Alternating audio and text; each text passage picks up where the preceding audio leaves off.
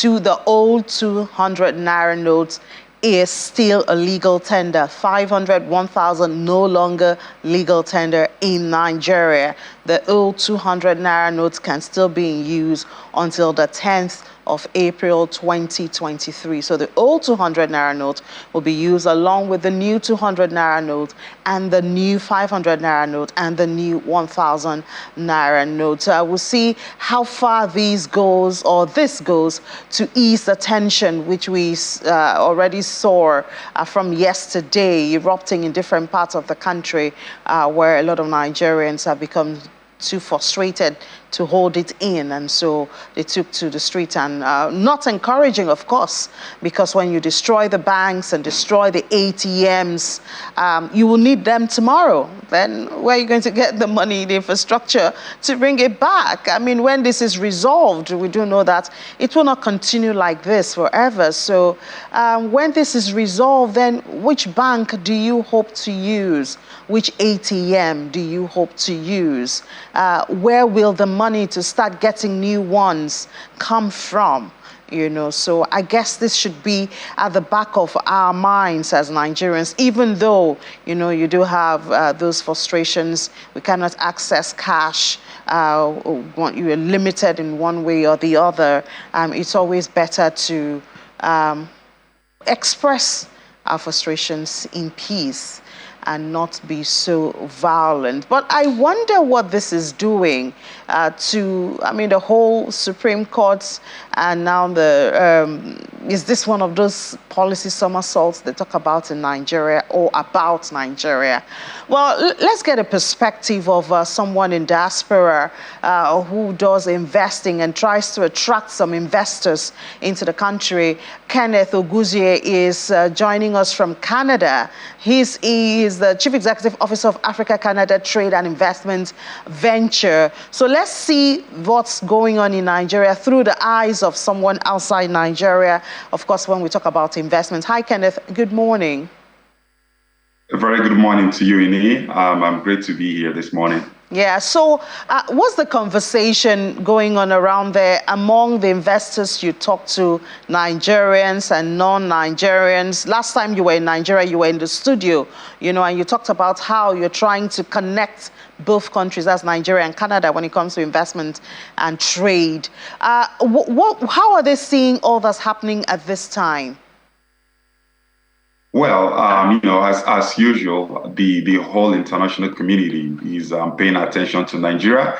And you know how important Nigeria is in terms of Africa being the largest economy, and of course, what we call the heavyweight.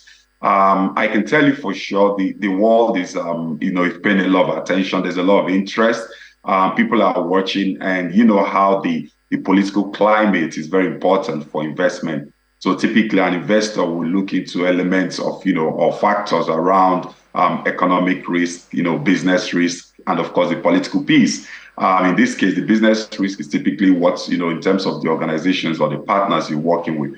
But what we really want to focus, it's more of the political risk. So, some of the recent policies around the money, the cashless policies, and, things, how this affects investors being able to, pull out their funds when they need to.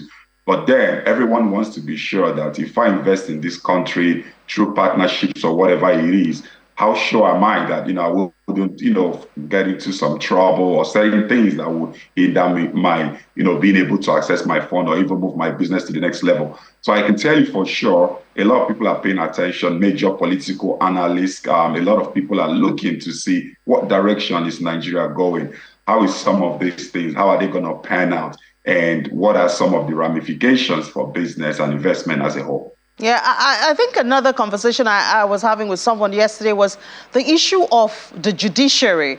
Because obviously, if you want to bring a business into a country, you also want to be sure that you have the legal backing, and that if anything goes wrong, you can actually run back to the law to protect you and protect whatever agreements you had. Now, when we have the Supreme Court, we know that the case was adjourned to the 22nd, but we had that order even before now, and we don't know where that order is standing with this.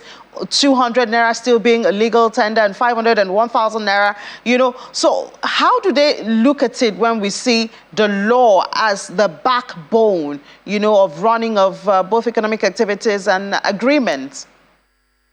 Well, of course, for most investors, one of the key things they look into is to understand what are the, legal and institutional frameworks existing in the countries, especially within the auspices of whatever they're doing.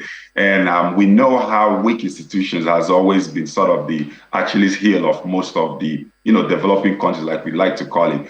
So, when some of those news start emanating from the country around the lack of, would I say, lack of transparency or incoherency, or lack of being able to adhere to what the laws prescribes, it becomes worrying for a lot of people, because when you go into a business contract as an investor, you always want to ensure that all the knots are tight and you have waterproof legal documents.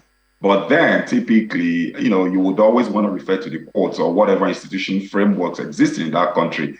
But when you start seeing these signs around the fact that, okay, some of these things are not enforceable, or there's a lot of discrepancies in terms of interpretation or whatever, the way the court system works, then it creates a lot of worry for you.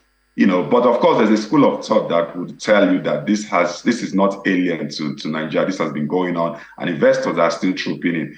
I think it just takes a different type of breed of investors, those ones that are more risk averse, those ones less risk averse, those ones that are typically used to, what we might call investing in quote, volatile economies. Because I think the rewards are there. We cannot take that away from anyone. And I think at the end of the day, like what we've seen in countries like Bolivia, where even with all the uprising going on in Bolivia, Indian investors are still going in there to invest in, sectors like the iron ore and all of that. So it just takes a certain type of investors with a certain mindset who typically would always want to go into countries like that. But at the end of the day, I mean, everyone is still hopeful. Everyone is expectant that, we'll get that sort of stability we need. And of course, we would be able to sort out and strengthen some of this judicial, institutional, legal framework, as we like to call it.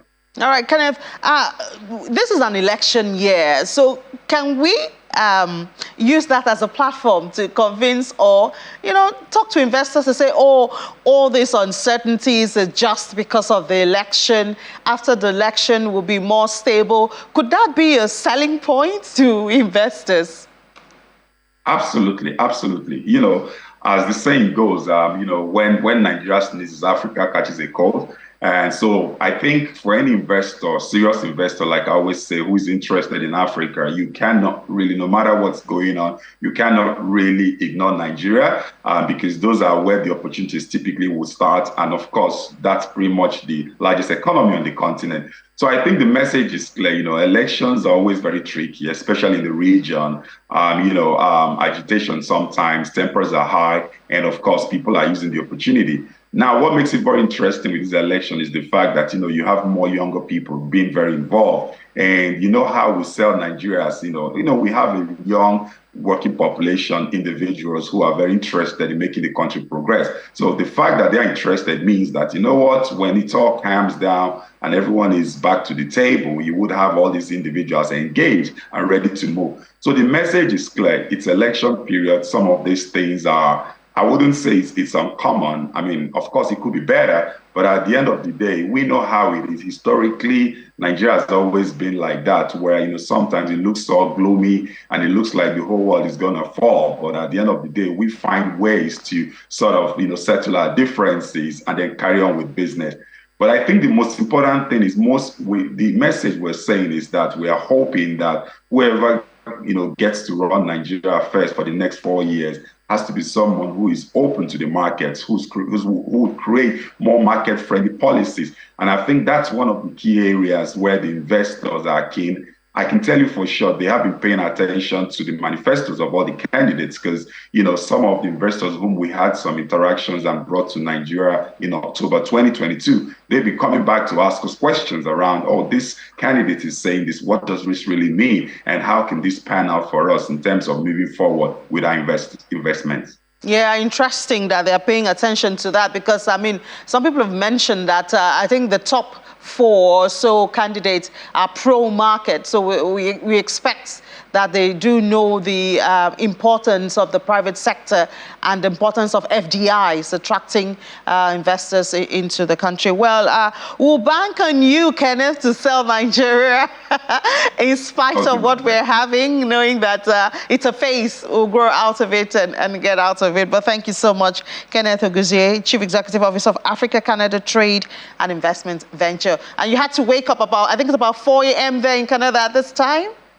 Yes, it's about 5 a.m. Oh. But, when we do international business, you operate on different time zones, so it's not a big deal. But thank you for having me. Thank you so much for taking time out from your sleep to talk to us. Enjoy the rest of your day.